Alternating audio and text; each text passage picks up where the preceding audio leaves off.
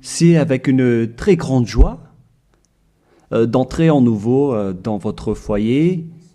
Vous qui nous écoutez, qui nous suivez de temps en temps, cet enseignement qui vous apporte la vie éternelle et le salut, qui vous guide et vous donne de la joie et du bonheur pour tous ceux qui écoutent, car on parle de l'ôtement du péché et que tous ceux qui sont avec Yahushua ne pêchent plus.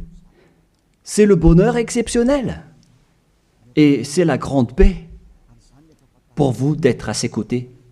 C'est pourquoi on va vous partager cette bonté et aujourd'hui on va parler du sujet de Noël qui est dangereux pour vous. Alors réfléchissez.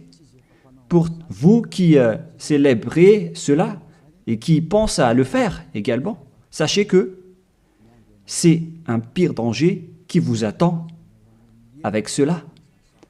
Ça va vous faire jeter en enfer si vous continuez encore à le faire. Nous sommes donc arrivés au moment pour avancer à l'enseignement et avec la parole. Tout de suite, nous allons entrer dans le vif de l'enseignement. Concernant Noël, est-ce que l'événement de Noël respecte la loi de Dieu? Est-ce que c'est autorisé de le célébrer ou non? La réponse est directe.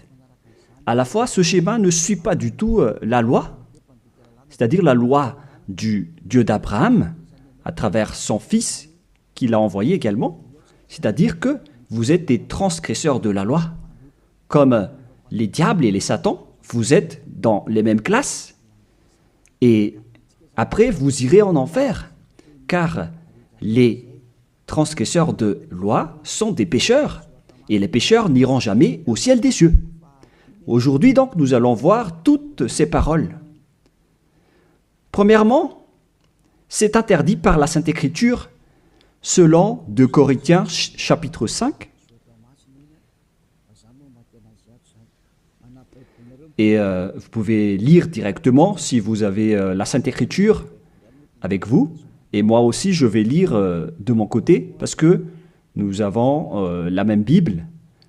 D'ailleurs, moi aussi, j'ai la Bible en application ici avec le livre 2 Corinthiens chapitre 5 à partir du verset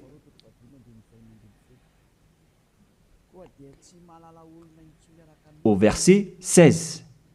2 Corinthiens chapitre 5, verset 16. Aussi, désormais, nous ne connaissons plus personne selon la chair. Et si nous avons connu Yahushua selon la chair, à présent, nous ne le connaissons plus de cette manière. On ne doit plus alors le connaître ainsi. C'est interdit de le connaître selon sa chair. Je parle bien de sa chair, car lorsqu'il est né, il est né en tant que chair. Un enfant est né pour nous. Vous connaissez bien ce schéma. On parle d'un enfant et non pas d'un esprit. On n'a pas dit que c'est un esprit qui est né pour nous. Ce qui était dit, c'est que c'est un enfant qui est né pour nous. Et la Sainte Écriture dit qu'il a vraiment pris la forme de la chair, que nous allons d'ailleurs lire dans le livre de l'Hébreu, et nous allons encore y revenir après. Mais nous allons lire d'abord Hébreu 2, 11.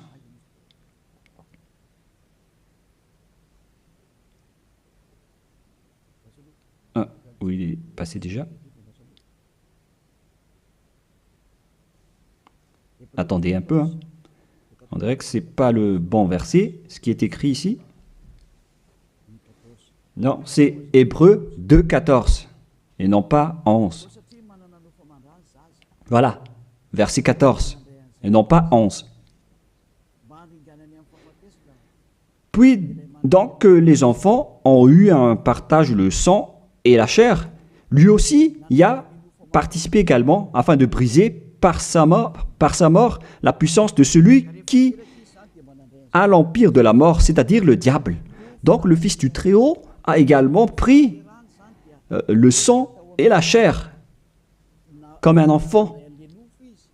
Sa naissance est donc une naissance de chair. Il est né dans la chair.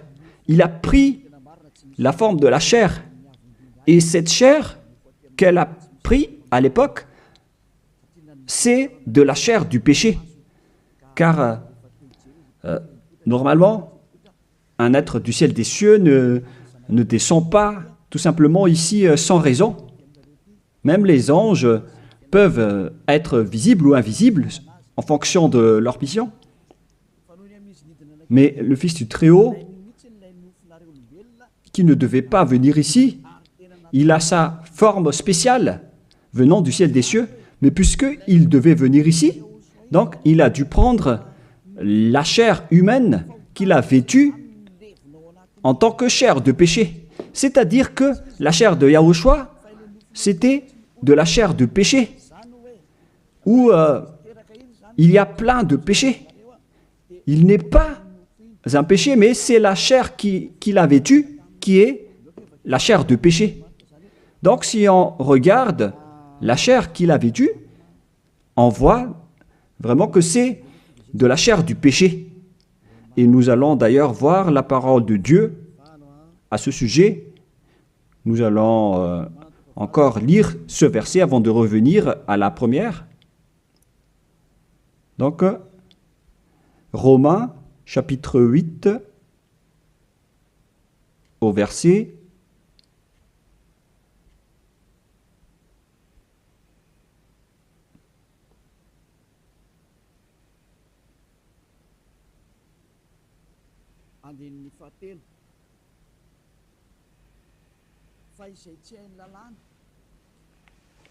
3. Car ce qui était impossible à la loi, parce qu'elle était sans force à cause de la chair, Dieu l'a fait en envoyant pour le péché son propre Fils, dans une chair semblable à celle du péché. Et il a condamné le péché dans la chair. Ici donc, nous voyons bien que Yahushua, le Fils du Très-Haut, sa chair était une chair de péché.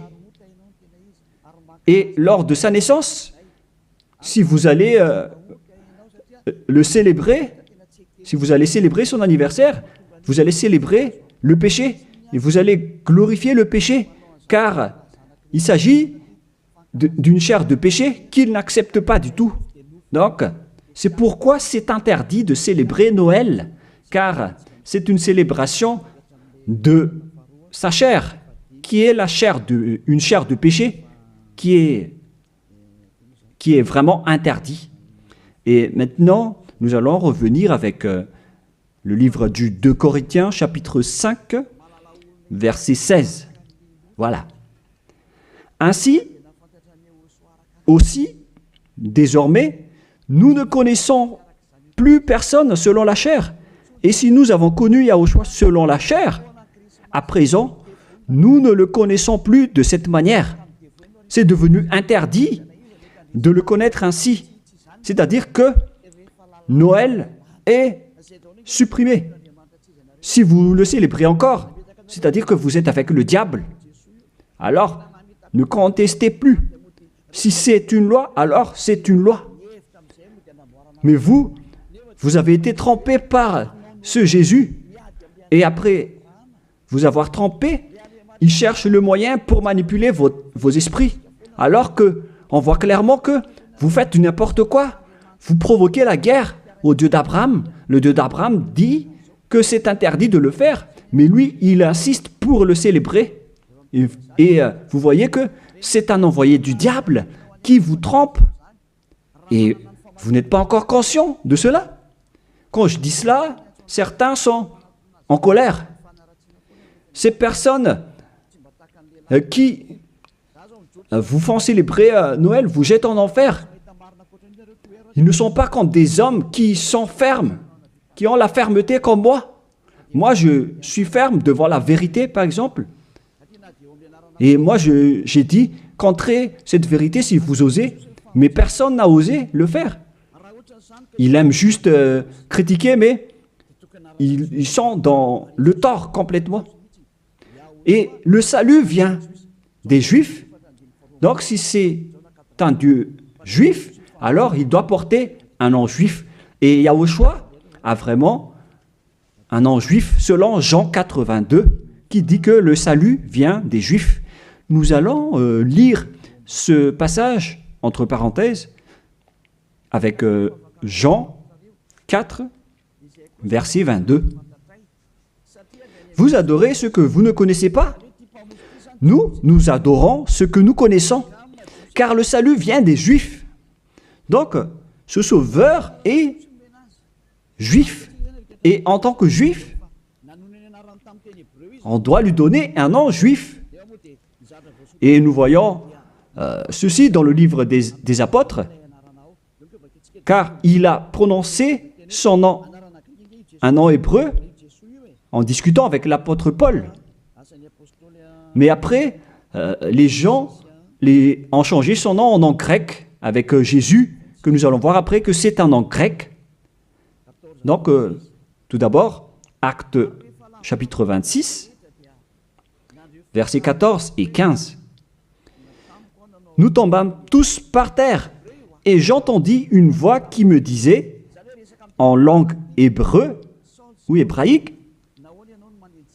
on parle ici de langue hébreu, Saul, Saul, pourquoi me persécutes-tu? Il discutait donc en hébreu. Il te serait dur de regimber contre l'aiguillon. Qui êtes-vous, Seigneur? M'écriai-je. Et le Seigneur dit, je suis Yahushua que tu persécutes. Ici donc, la discussion entre le Fils de Dieu et l'apôtre Paul se faisait en langue hébreu. Et donc, lorsqu'ils vont prononcer le nom, est-ce qu'il est possible qu'ils vont prononcer le nom en malgache? Je vous pose la question. Parce que Jésus ou Jesus, c'est une langue française ou malgache. Parce que le nom d'origine devait être le nom hébreu, comme les anges ont annoncé à Maria. C'est un nom hébreu. Et en tant que nom hébreu, on ne doit pas changer ce nom. Nous allons d'abord parler de ça en petite parenthèse, en vous disant que vous avez déjà été frappé depuis le nom. Vous avez eu des faux noms. Et au final, vous célébrez aussi Noël, alors que c'est vraiment tabou, c'est vraiment interdit. C'est inacceptable devant le Père Yahva.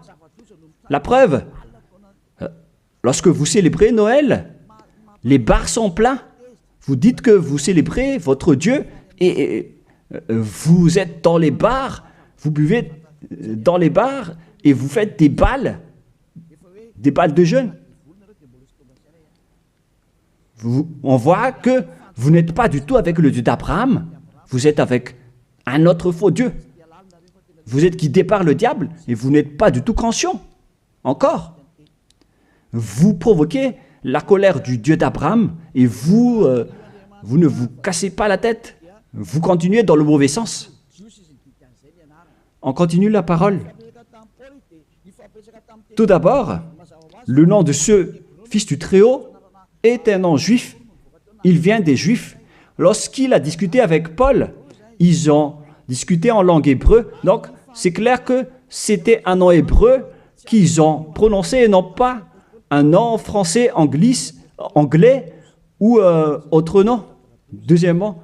Et troisièmement, on ne doit pas changer ce nom selon Actes des Apôtres 4.12. Il ne faut pas changer ce nom. Et vous étiez déjà frappés depuis cette époque. Mais ceux qui font la grosse tête et qui ne se soucient pas, alors tant pis pour eux. Acte 4.12. Et le salut n'est en aucun autre, car il n'y a pas sous le ciel un autre nom qui est donné aux hommes par lequel nous devions être sauvés. C'est à travers ce nom, donc, ce seul nom, qu'on obtient le salut.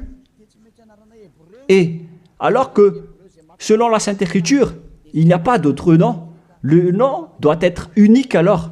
Et ça doit être un nom hébreu qui ôte les péchés des gens.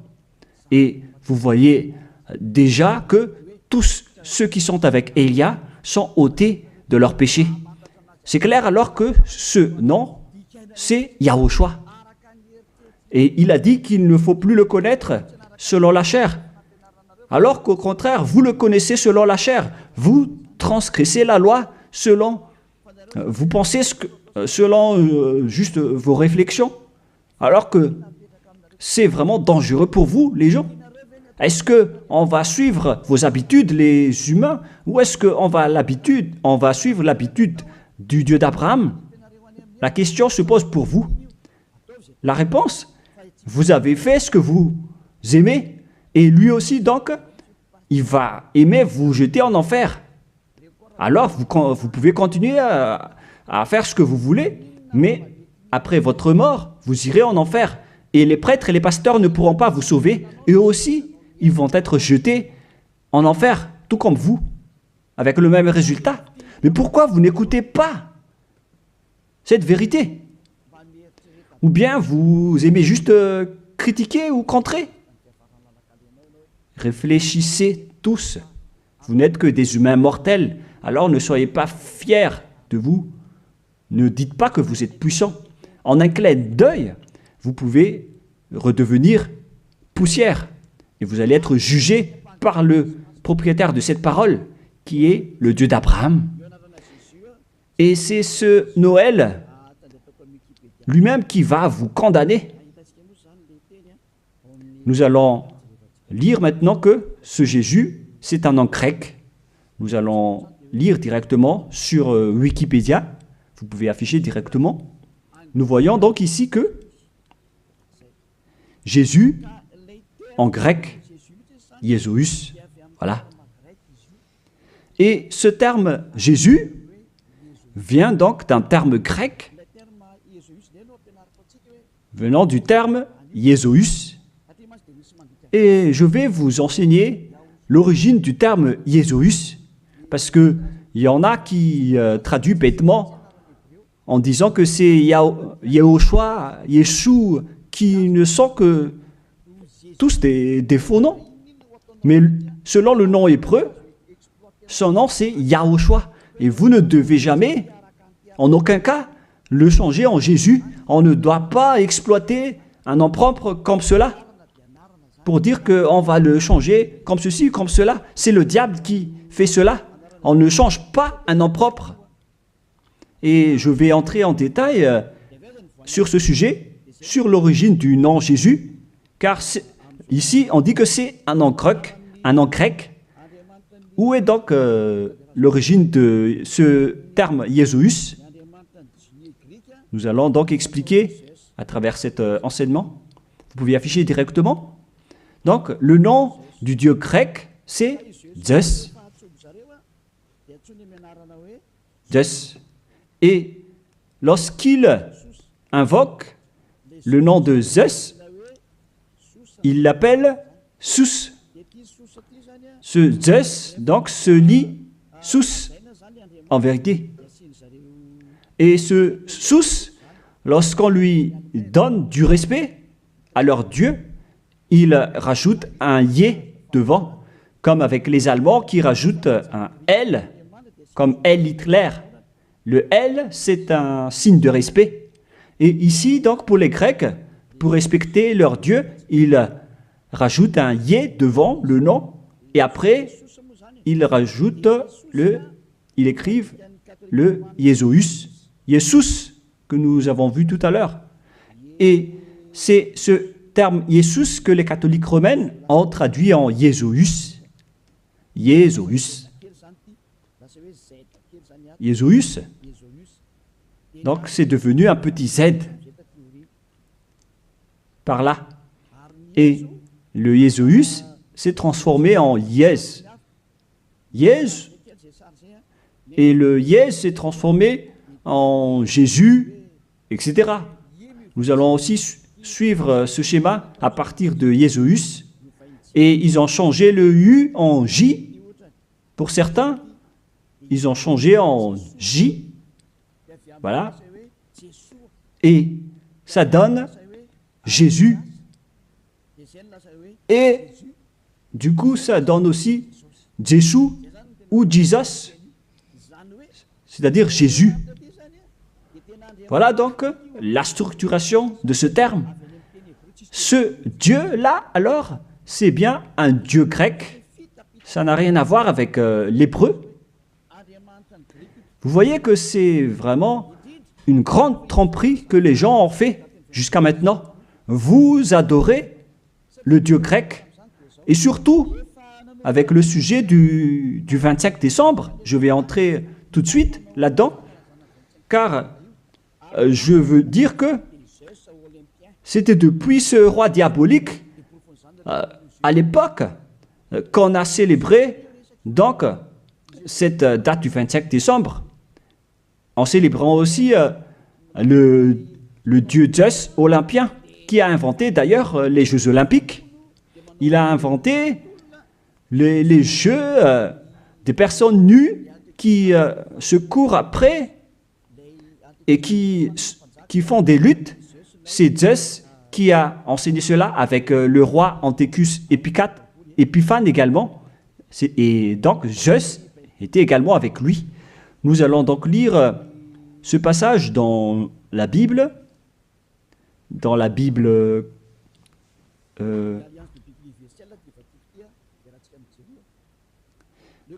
l'Alliance biblique universelle que je vais lire.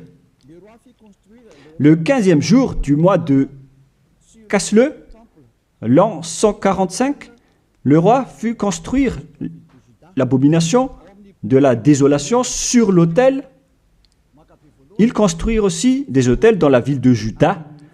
On voit aussi donc ce verset dans le livre de 1 Maccabée, chapitre 1, verset 54 pour une autre version, et verset 57 pour une autre version. Donc, si vous avez le livre du Maccabée dans la Bible catholique, je vais relire encore une fois chez moi, et vous voyez sur l'écran en langue malgache, qui est plus convenable, mais le voilà. 1 Maccabée, chapitre 1, verset 57 pour une autre version, et pour une autre version, c'est verset 54. Et donc, on a aussi le verset 57 pour l'autre version. Le voilà. Le 15e jour du mois de Casleu, l'an 145, ils construisirent l'abomination et de la désolation sur l'autel des holocaustes. Ils construisirent aussi des autels dans les villes de Juda, alentour. Quel est alors le rapport de cette histoire avec ce que je dis ici? C'est que il y avait un roi qui a provoqué la guerre au Dieu d'Abraham, qui a profané son temple, qui a fait des abominations dans le temple. Et cet homme, il est entré dans le temple de Jérusalem à la date du 15 du mois de Casleu, et il a construit des autels, des holocaustes dans ce temple. Et avec ces autels, il va pratiquer des sacrifices d'holocauste. Et après, à la date du 25 décembre, il est encore entré là-dedans, dans le temple, en faisant des holocaustes. Ce que je veux dire, c'est que c'est ce Antiochus IV Épiphane qui est le propriétaire de cette fête. La preuve, le dimanche de l'Épiphanie que vous célébrez tous ensemble, que ce soit les protestants ou les catholiques, vous célébrez tous le dimanche de l'Épiphanie. Cet événement vient du nom du roi Antiochus IV Épiphane. Dans le 1 Maccabée, chapitre 1, verset 11, de ces rois sortit une racine d'iniquité. On parle ici d'un roi grec, Antiochus Épiphane, fils du roi Antiochus, qui avait été à Rome comme otage. Donc, selon ce schéma, ce Antiochus IV, Épiphane, c'est un roi grec. Et ce roi est entré dans le temple. Et lors du 14e jour déjà, on va préciser, pour ne pas faire une erreur, nous allons bien préciser, car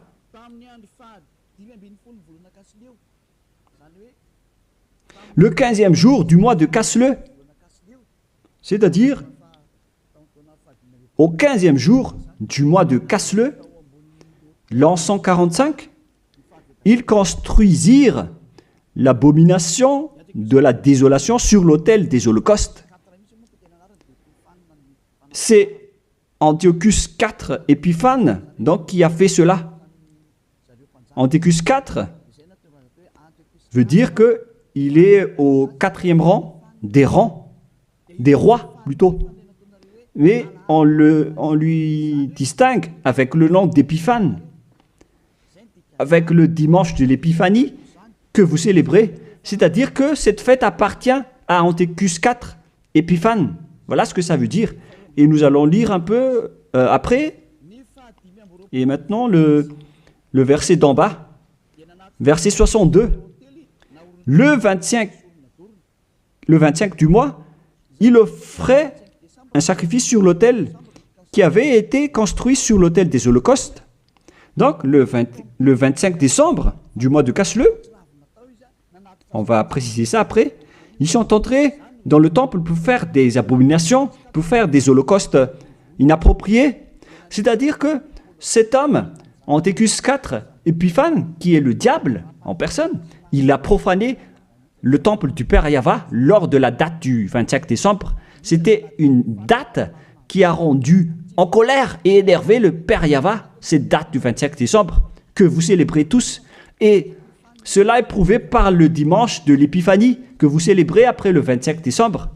C'est pour prouver que vous célébrez Épiphane et non pas le Fils du Très-Haut. C'est le diable qui est derrière tout cela.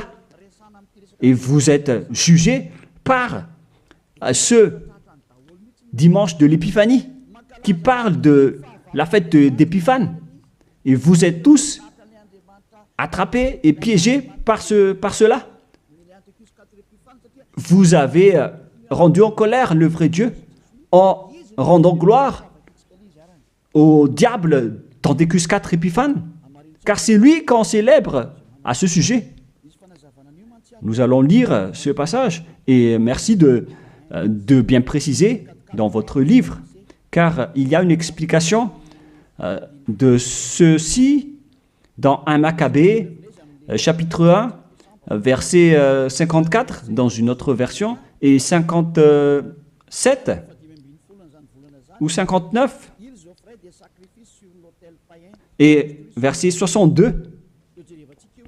Le 25e du mois, ils offraient un sacrifice sur l'autel païen qui avait été construit sur l'autel du temple des holocaustes.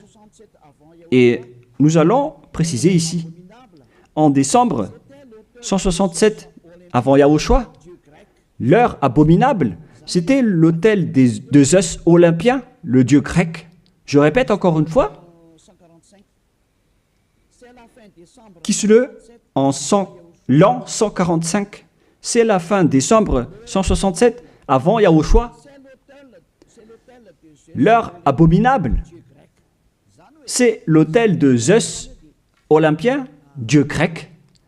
C'est ce qu'on veut transmettre ici, donc, c'est que on a vraiment fait entrer le dieu grec dans le temple. Et c'est bien Zeus qu'ils ont fait entrer dedans. C'est ce que je vous ai dit tout à l'heure, que c'est lui qui est appelé aussi Sus, ce dieu grec. C'est vraiment Jesus. Et vous aussi, vous l'appelez Zeus ou Jésus. Ça vient du terme Jesus. Et on vous a manipulé aussi avec l'événement du 25 décembre. C'est Antiochus IV que vous vénérez. Donc, votre Dieu, c'est le Dieu d'Antiochus IV Épiphane, et non pas le Dieu, le Fils du Très-Haut. Vous avez été manipulé et trompé par Jésus. On le voit tous ensemble ici. En même temps, vous avez transgressé la Sainte Écriture et la loi. Et vous avez aussi donc adoré le Dieu de Antiochus IV Épiphane. On parle ici de la Bible de l'Alliance universelle qui l'explique bien en détail. Et ce sont les théologiens internationaux qui ont écrit cette Bible. Tous les religieux le connaissent, y compris le pape catholique romain. Tous les chefs religieux connaissent aussi ce livre, car c'est un livre international que personne ne peut contester. Et c'est ça ce qui était écrit là-dedans. Ce n'est pas aujourd'hui que on le voit, mais ça, c'était depuis bien longtemps hein, que ça a été écrit là-dedans. Ce qui veut dire, alors qu'ils ont fait de l'abomination, de la profanation dans le temple de Jérusalem lors de la date du 25 décembre. Et maintenant, nous allons voir que cette date du 25 décembre était le jour où Antiochus IV a profané le temple, tout en célébrant également son anniversaire, en profanant le temple de Jérusalem et en provoquant la colère du Père Yahva. Et c'était lors de la date du 25 décembre. Nous allons également lire la parole concernée à ce sujet. Vous pouvez aussi suivre. Le 25e jour du mois, c'était le jour de chaque mois où l'on fêtait la naissance du roi. Je répète encore une fois, le 25e jour du mois, que j'ai déjà dit tout à l'heure, dans le verset 59 ou 62, c'était le jour où chaque mois on fêtait la naissance du roi. Ça veut dire que la date du 25 décembre, c'est la date de célébration de l'anniversaire de naissance de Antiochus IV Épiphane. Et j'ai failli oublier de vous dire que le mois de Casle veut dire vers la fin de décembre 167. Le mois de Casle et le mois de décembre sont donc vraiment similaires. Et donc, ils sont entrés le 15 décembre dans le temple. Et le centre de la fête, c'était le 25 décembre, l'anniversaire de Antiochus IV Épiphane. Et ce qui a rendu vraiment gravement en colère le Père Yahva, c'est suite à l'entrée du dieu grec Zeus dans le temple également, lors de cette date, ils ont apporté des holocaustes pour Zeus à la date du 25 décembre dans le temple du Père Yahva. Ils ont osé faire entrer des holocaustes abominables pour Zeus dans le temple du Père Yahva lors de la date du 25 décembre. Et cette date, c'était la date de la célébration de l'anniversaire de ce roi, et non pas celui du fils du Très-Haut. Vous avez tous été trempés. C'était l'anniversaire de naissance de Antiochus IV Épiphane. La preuve, vous célébrez le dimanche de l'Épiphanie, 2 semaines à peu près, la date du 25 décembre. Moi, je ne connais pas ça parce que je ne le célèbre pas, mais ça existe vraiment.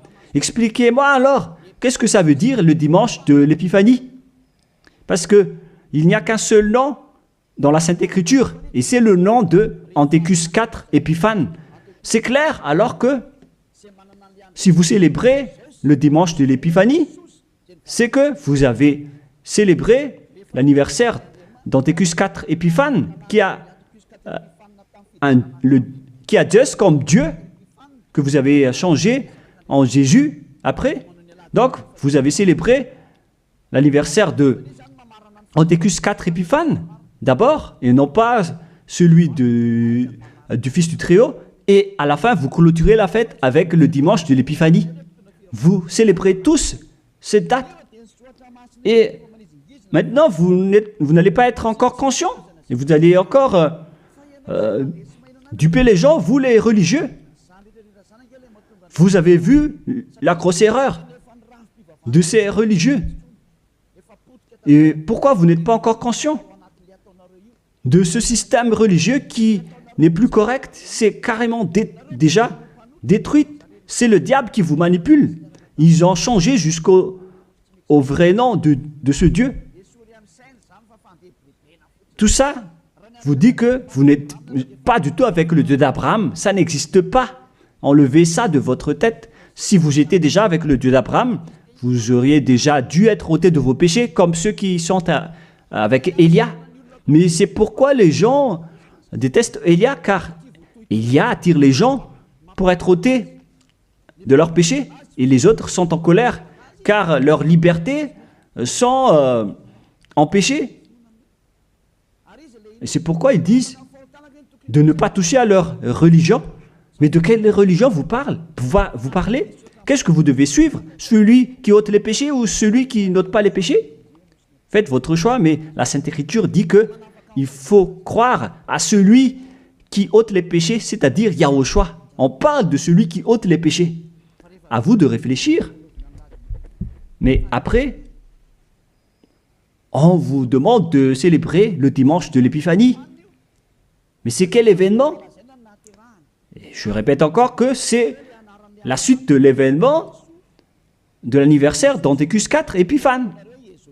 Car lors de cette date, vous avez aussi glorifié le dieu grec Zeus, Jesus, après, ou Jesus, selon les Anglais, Jésus pour les Français.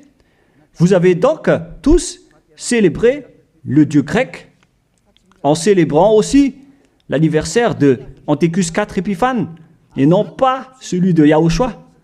Le Fils du Très-Haut n'avait pas cette date de naissance. C'est pourquoi ce Jésus est vraiment un grand imposteur. C'est vraiment une grande tromperie qu'il a fait.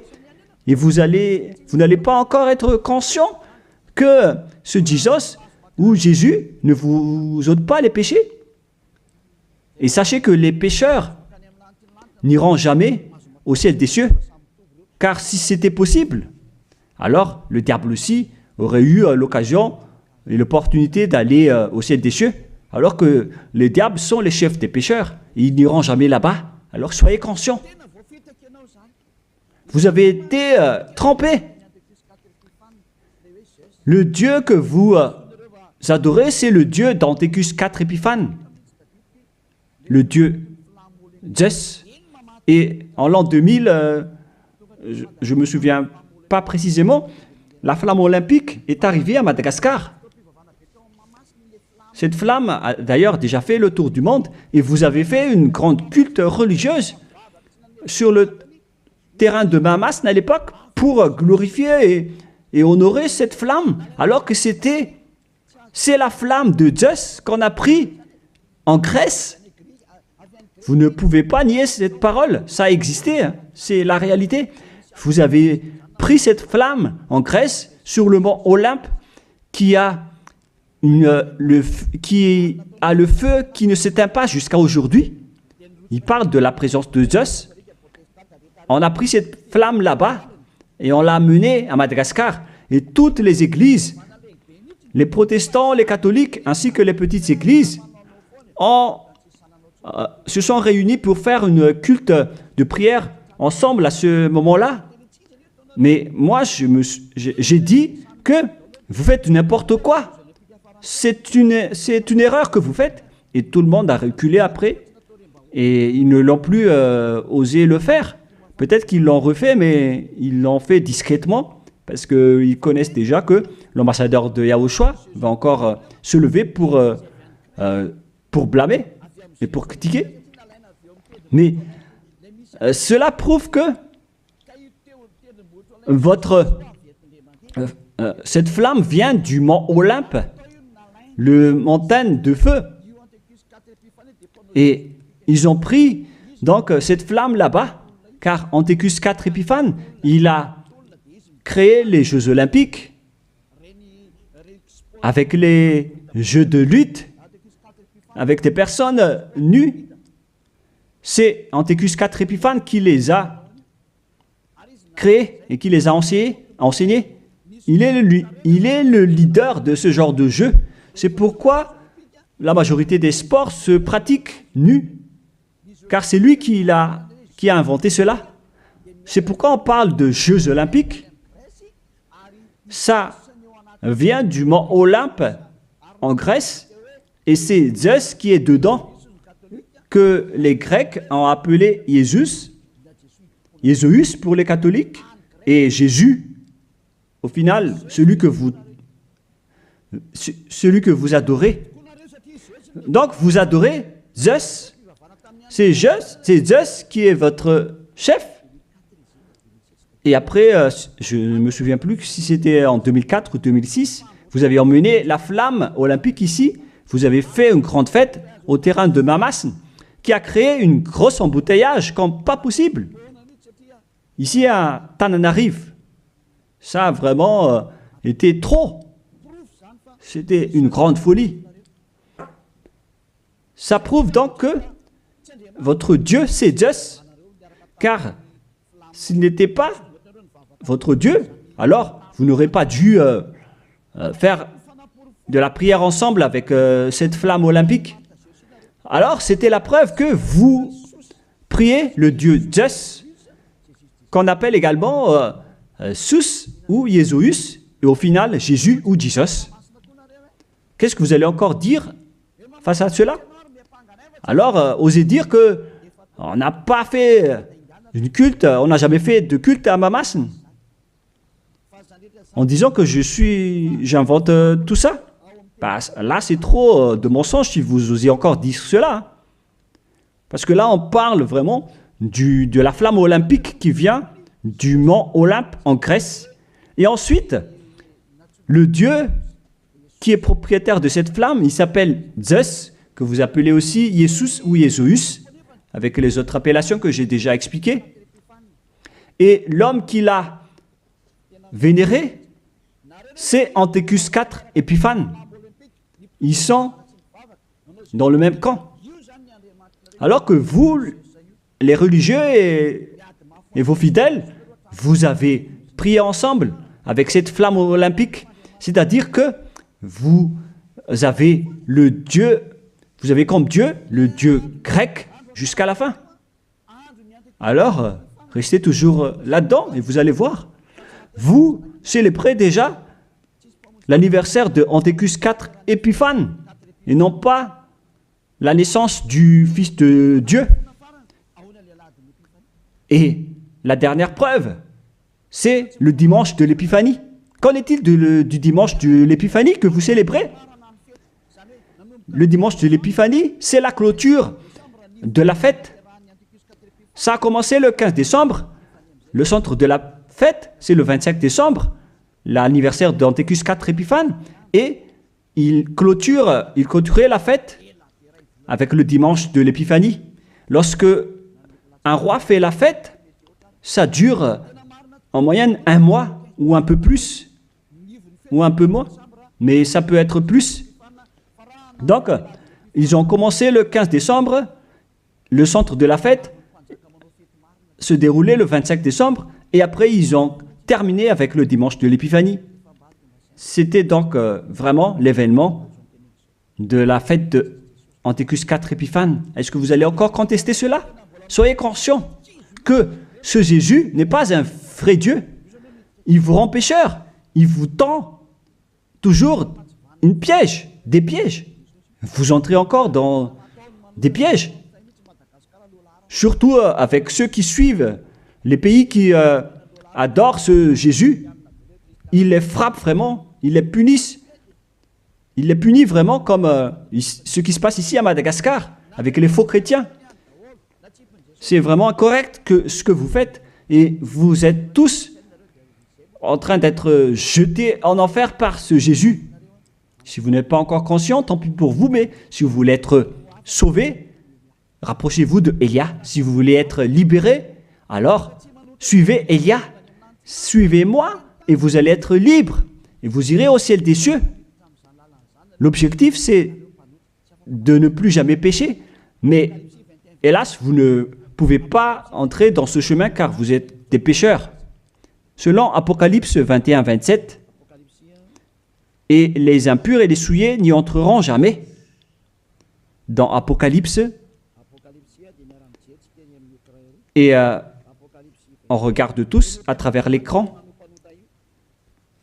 Pour vous qui pleurez à rester pécheur, voilà la réponse pour vous dans Apocalypse 21-27. Ça ne marche pas? Bon, il faut réparer rapidement alors.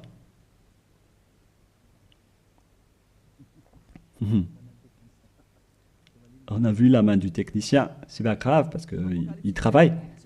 Apocalypse 21-27. Et il n'y entrera rien de souillé. Voilà ce qui est dit dans votre Bible. Donc, les pécheurs n'iront jamais au ciel des cieux. Vous vous trompez d'adresse. Vous avez un faux espoir. Vous avez vraiment été frappé par ce faux Dieu, par votre faux Dieu qui n'est qu'un imposteur. Si c'était un vrai Dieu, il aurait déjà dû vous ôter de vos péchés. Mais voilà, il vous a trompé. Voilà, vous ne pouvez plus répondre avec le dimanche de l'Épiphanie. Qui vous a fait célébrer cette date? Pourquoi vous l'avez célébrée? Vous l'avez célébrée pour vous enchaîner en ce moment. Car là, le dimanche de l'Épiphanie clôture la fête du roi. Et donc, vous avez célébré la fête du roi. On vous attrape par ceci. Vous dites que le 25 décembre, c'est la date de naissance de Jésus, alors que vous adorez Zeus, le dieu grec, le dieu d'Anthécus 4 Épiphanes, et en même temps, vous célébrez l'anniversaire d'Anthécus 4 Épiphanes, tout en adorant le dieu Zeus olympien. Je vais terminer ma parole, et les techniciens ont fini la réparation. Vous pouvez afficher maintenant. Apocalypse 21-27. Et il n'y entrera rien de souillé, aucun artisan d'abomination et de mensonge, mais ceux-là seulement qui sont inscrits dans le livre de la vie de l'agneau, c'est-à-dire les personnes qui ne sont pas des menteurs, des personnes parfaites qui ne font plus aucun mal, qui ne pêchent point. Ce sont eux qui iront au ciel des cieux. Mais vous, qui êtes abominables, qui ne se soucient pas de cette parole, vous pouvez continuer ce que vous faites, mais ne soyez pas morts. Si vous avez la grosse tête, ne soyez pas morts.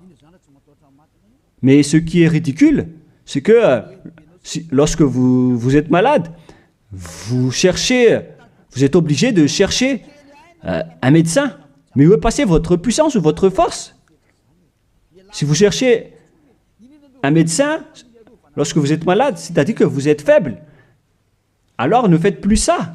Pourquoi chercher encore à mettre des obstacles à ce royaume de Yahushua qui vous prêche la liberté et l'affranchissement? Mais vous êtes inconscient de provoquer la guerre au Créateur. Si vous êtes conscient, alors rapprochez-vous et inscrivez-vous dans le baptême qui aura lieu le 8 mars prochain pour le dernier baptême, et ça va être terminé après. Vous pouvez encore faire des baptêmes avec les religieux qui sont pécheurs, mais lorsque les pécheurs baptisent d'autres pécheurs, le résultat c'est encore un pire pécheur. Un pire pécheur. Alors, soyez conscients. Nous allons donc lire pour terminer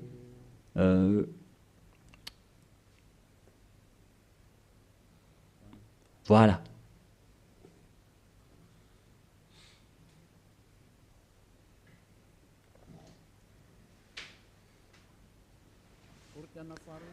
De Corinthiens,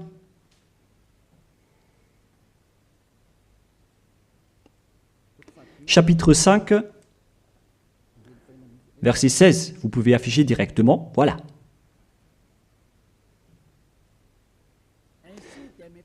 Ainsi, dès maintenant, aussi désormais. Ça fait depuis cette époque qu'on a précisé que ce désormais, mais ça continue jusqu'à aujourd'hui, nous ne connaissons plus personne selon la chair. Et si nous avons connu Yahushua selon la chair, parce qu'il était né en tant que personne charnelle, Maintenant, nous ne le connaissons plus de cette manière. À présent, la chair est supprimée car c'était une chair de péché. Selon ce que je vous ai enseigné dans Romains 8.3, on parle de chair de péché. Donc, si vous allez célébrer cela avec sa naissance, vous allez donc célébrer du péché. Voilà donc la loi. C'est devenu une interdiction totale pour ceux qui servent le Dieu d'Abraham. Comme moi, Élia, je sers le Dieu d'Abraham. Vous l'appelez Dieu d'Abraham, vous les humains, mais pour nous, c'est le Dieu du ciel des cieux. Il s'appelle Yahweh, notre cher Père. Lorsque vous le servez, vous ne devez plus entrer dans ce schéma. Vous dégagez directement, vous vous rapprochez de Élia et vous inscrivez votre nom dans le baptême rapidement pour éviter la mort, au cas où vous allez mourir après. Mais les gens qui font du cinéma, qui font juste semblant d'être avec le Dieu d'Abraham, si vous n'êtes pas avec le Dieu d'Abraham, vous n'allez pas être avec Élia. Mais ce sont seulement qui veulent être avec le Dieu d'Abraham et qui ne veulent plus jamais pécher, qui vont être avec Élia. Et je vais vous ramener au ciel des cieux. Voilà la fin de ma parole. Soyez conscients. Bref, ceux qui célèbrent Noël vont être en guerre avec le Dieu d'Abraham et vont aussi être en guerre avec Yahushua, le fils du Très-Haut, qui a dit « ne péchez plus ». Et ceux qui célèbrent Noël vont être en guerre avec ce Dieu d'Abraham qui a dit « je ne donnerai point ma gloire aux autres et ne souillez pas mon nom ». C'est dans Ésaïe 48:11 que nous allons d'ailleurs lire. Sa gloire ne doit plus être donnée aux autres faux dieux. Si vous utilisez encore cette parole de Dieu, si vous voulez servir le Dieu d'Abraham, alors il ne faut plus faire du n'importe quoi. Il faut suivre ses paroles. Lorsqu'il dit que c'est interdit, alors ne faites plus la grosse tête. Et ceux qui insistent à vous dire le contraire, c'est-à-dire, sachez qu'ils vont vous jeter en enfer. Alors ne soyez plus manipulés comme les enfants. Vous êtes maintenant matures, vous êtes des adultes, vous avez la conscience. Sachez que c'est de l'amour pour vous sauver. On dévoile donc le mal que font ces faux dieux. Alors, face à cet amour, soyez conscients maintenant. Soyez conscients. Dans Ésaïe 48:11, il est dit qu'il ne faut plus prier les faux dieux. C'est interdit par la loi. C'est pour l'amour de moi que je le fais. Car comment mon nom serait-il profané? Je ne donnerai pas ma gloire à un autre. Pourquoi donc le Seigneur Yahushua, le Fils du Très-Haut ici, pourquoi il dit qu'il ne faut pas célébrer la chair du péché? Et la Sainte Écriture dit aussi que le 25 décembre, c'est la date de naissance du roi diabolique et non pas celui du Fils du Très-Haut. Voilà ce que le Fils du Très-Haut a dit. Et pourquoi vous insistez encore à faire le contraire? Mais qu'est-ce que vous cherchez, vous les religieux qui sont des sorciers? Et aussi, vous qui acceptez d'être menés dans le tort. Mais qu'est-ce que vous cherchez? Vous voulez vraiment provoquer la guerre à ce Dieu d'Abraham? Vous l'avez déjà fait, alors vous pouvez continuer. Mais pour ceux qui sont conscients qu'on ne peut pas le combattre, ce Dieu d'Abraham, alors dégagez de là et venez ici. Rapprochez-vous de Élia et suivez Élia. Voilà ce que vous devez faire. Il faut suivre Élia. Il va nous ramener au ciel des cieux, chez le Dieu d'Abraham. Il va nous ramener là-bas. Mais il faut d'abord être ôté des péchés pour y intégrer. Et on a réussi cela. C'est le pouvoir que Yahushua a donné à Élia. Alors suivez-moi. Nous irons chez le vrai Sauveur, Yahushua, celui qui a vraiment été crucifié. Allons-y maintenant. Prenez une décision et ne tuez plus votre esprit. Votre esprit est très triste car après votre mort, vous allez redevenir poussière. mais votre esprit va être en souffrance. Vous voyez, lorsque vous faites du mal, vous réfléchissez après, vous stressez en appelant Dieu, en disant « Mais qu'est-ce que j'ai fait, mon Dieu ?» Mais puisque vous avez déjà commis le mal, le diable va aussi venir vous blâmer. Et après, vous vous déprimez, vous êtes au bord du suicide, et vous faites encore plus de mal. Voilà ce que font ces diables. Ils vous encouragent à faire du mal. N'acceptez plus cela. Retournez-vous vers Yahushua. Ma parole se termine. Rapprochez-vous de Yahushua. N'entrez plus dans ce mauvais sens et dans cette folie. Tant pis pour ceux qui veulent combattre le Dieu d'Abraham. Laissez-les écouter les propos des diables. Mais vous qui êtes conscients que ces faux dieux vous rendent pécheurs, ainsi que les religieux qui vous disent « vous pouvez commettre des péchés, il faut juste demander pardon après ». Tout ça transgresse toutes les lois du vrai Dieu.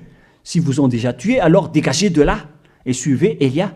Je peux vous prendre avec la main pleine de joie si vous cherchez vraiment le vrai Dieu, il est vraiment merveilleux.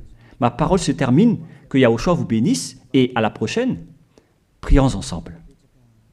Merci infiniment, Père Yahva. C'est vraiment de l'amour, cette parole venant de toi. Tu fais connaître aux gens la vérité. Tu as dévoilé clairement la grande tromperie pour ce monde, car le monde aussi te provoque énormément. Alors, c'est juste que tu envoies les châtiments. Avance la récolte, Père, et avance ta parole et ton châtiment sur cette terre, car le moment est venu. On a déjà annoncé les avertissements, mais personne ne se soucie. Ta décision est méritée. Père Yahva, il mérite d'être châtié. Il ne s'agit pas d'une récolte pour le ciel des cieux, mais un châtiment d'après ce qu'ils ont fait. C'est le jour de la vengeance, Père. Mais tous ceux qui veulent fuir ce danger, Père, qu'ils sortent de là et qu'ils se rapprochent de Élia, car je vais les ramener auprès de toi, Père Yahva et Yahushua. Faites en sorte qu'ils me trouvent, même s'ils sont à l'extrémité de la terre. Faites en sorte qu'ils se tournent vers Élia. Je suis déjà là. Tu m'as déjà envoyé pour les envoyer vers toi, pour les regrouper, pour les ramener vers toi. Gloire à toi, Père Yahva. Gloire à toi, Yahushua. Bénis alors cette parole pour qu'elle touche le cœur de chacun, pour qu'il sache que c'est le salut, mais pas un jeu. Merci, Père Yahva. Au nom de toi, Yahushua, je fais toutes ces prières. Alléluia. Amen. Merci à tous d'avoir suivi la parole et l'enseignement. Au revoir. Au revoir tout le monde.